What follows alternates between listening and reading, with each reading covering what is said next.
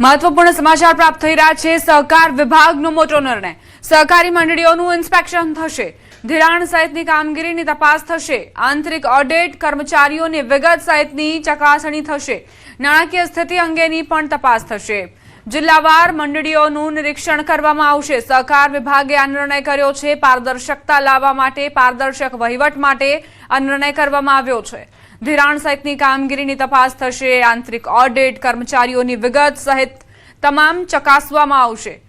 નાણાકીય સ્થિતિ અંગેની પણ તપાસ કરવામાં આવશે અને જિલ્લાવાર મંડળીઓનું નિરીક્ષણ કરવામાં આવશે। સમાચારોમાં હવે આગળ વધીએ। ગુજરાત પર હજુ સૂકી હવાનો કબજો છે। હવામાન વિભાગની સેટેલાઇટ તસવીર ચોમાસાને અવરોધી રહી છે। સૂકી હવાઓ ખાડી દેશો તરફથી આ સૂકા પવનોનું જે જોર છે તે જોવા મળી રહ્યું છે। ભેજવાળા પવનોની ગેરહાજરી જોવા મળી રહી છે। ગુજરાત પર વરસાદી વાદળો નથી દેખાતા।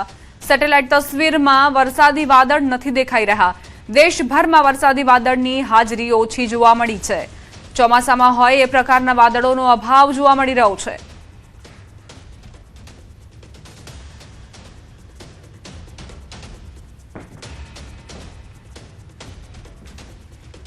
ચોમાસુ બેસી ગયા બાદ પણ વરસાદ નથી। 72 કલાકમાં માત્ર 31 તાલુકામાં વરસાદ ખાબક્યો છે। ચોમાસુ આવ્યું પણ જોઈએ એટલો વરસાદ ન લાવ્યું। 72 કલાકમાં માત્ર 11 તાલુકામાં નોંધપાત્ર વરસાદ વરસ્યો છે। રાજ્યમાં આજે પણ ભારે વરસાદની સંભાવના